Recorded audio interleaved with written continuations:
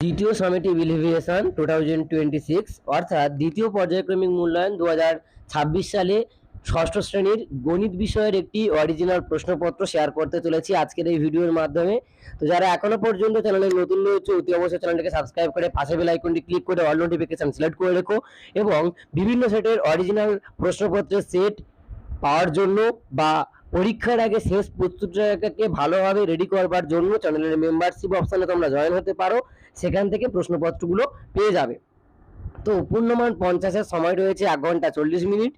এই প্রশ্নপত্রটিকে আজকে তোমাদের সামনে শেয়ার করতে চলেছি, খুব ভালোভাবে ভিডিওটি শেষ পর্যন্ত দেখো এবং তোমার যারা বন্ধু বান্ধব রয়েছে প্রত্যেকের মধ্যে ভিডিওটি শেয়ার করে দাও যাতে তারাও এই ভিডিওটি থেকে উপকৃত হতে পারে। এখানে একের দাগে তোমরা দেখতেই পাচ্ছ, সঠিক উত্তরটি বেছে নিয়ে লেখো বা শূন্যস্থানে বসাও। 1 নম্বরে 10টা করতে হবে, এখানে 10টাই দেওয়া রয়েছে এবং প্রত্যেকটা প্রশ্নে 4টি করে অপশান রয়েছে। প্রথমে তোমরা অঙ্কগুলোকে পাশে কষে নেবে এবং তারপর অ্যান্সার করবার চেষ্টা করবে। একেবারে নির্ভুল উত্তর হলেই তবে সেই অপশানটিকে উত্তরপত্রে লেখা চেষ্টা করবে তোমরা। আশা রাখছি এই প্রশ্নগুলোকে প্র্যাকটিস করলে এখান থেকে কমন তোমরা পাবেই পাবে।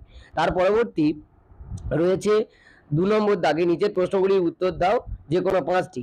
তো এখানে 2 নম্বরের 5টা করতে হবে, টোটাল 10 নম্বরের জন্য এখানে নির্ধারিত প্রশ্নগুলো দেওয়া রয়েছে। প্রত্যেকটা প্রশ্ন একটু গুরুত্ব সহকারে তোমরা দেখবে।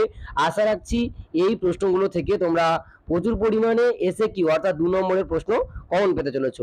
এখানে 2-1 থেকে 2-5 পর্যন্ত দেওয়া রয়েছে। প্রত্যেকটা প্রশ্ন কিন্তু একেবারে খাতায় কষার পর তারপর তোমরা অ্যান্সারটা কারেক্ট হলে তারপর যে উত্তরপত্র সেখানে লেখার চেষ্টা করবে। দ্বিতীয় পেজ, এই দ্বিতীয় পেজে তোমরা দেখতে পাচ্ছ 2 দাগের বাকি 2টি অংশ এখানে দেওয়া রয়েছে এবং এই বাকি 2টি অঙ্ক কমপ্লিট হওয়ার পর 3 দাগে শুরু হয়েছে নিচের প্রশ্নগুলি উত্তর দাও যে কোনো 5টি। এখানে 3 নম্বরের 5টা করতে হবে, 15 নম্বর। এটা কিন্তু খুব ভাইটাল একটি পার্ট এবং খুব গুরুত্বপূর্ণ কিছু প্রশ্নপত্র।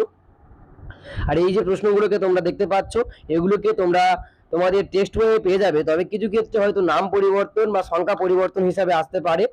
তো চেষ্টা করো এখানে যে প্রশ্নগুলো রয়েছে সেগুলো তোমাদের টেক্সট বইয়ে খুঁজে বের করার এবং সেখান থেকে সেই প্রশ্নগুলোকে শেষবারের জন্য ভালো করে প্র্যাকটিস করে যাও।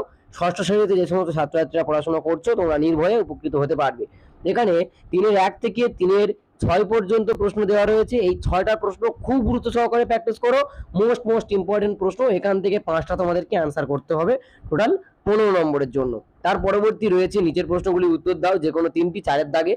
5 নম্বরের 3টে প্রশ্ন, এটাও খুব গুরুত্বপূর্ণ। আর 3টে প্রশ্ন দেওয়া রয়েছে, 4টে প্রশ্ন দেওয়া রয়েছে, তোমাদেরকে 3টে করতে হবে। আর প্রথমে এক্ষেত্রে একটা কথা আমি তোমাদেরকে জানিয়ে দিই, 4-3 দাগে যে প্রশ্নটা রয়েছে লেখচিত্র বা তথ্যচিত্র, এই প্রশ্নটা অ্যাটেন্ড করবার 100% চেষ্টা করো, কারণ এটা ভুল হওয়ার একেবারে সম্ভাবনা থাকে না।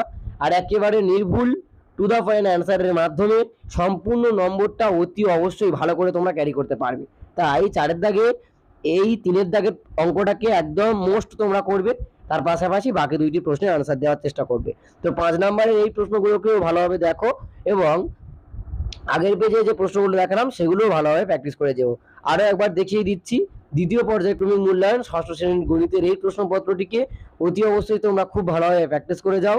স্কুল ইউনিট টেস্ট পরীক্ষার ক্ষেত্রে অতি অবশ্যই উপকৃত হতে পারবে এবং পরবর্তীতে কোন সাবজেক্টের প্রশ্নপত্র চাইছো কমেন্ট করে ঝটপট লিখে জানাও এবং চ্যানেলে যারা একেবারে নতুন রয়েছে চ্যানেলটিকে সাবস্ক্রাইব করে অল নোটিফিকেশন সিলেক্ট করে রেখো, যাতে নতুন ভিডিও আপলোড করার সাথে সাথে তোমাদের কাছে নোটিফিকেশন আকারে পৌঁছে যেতে পারে।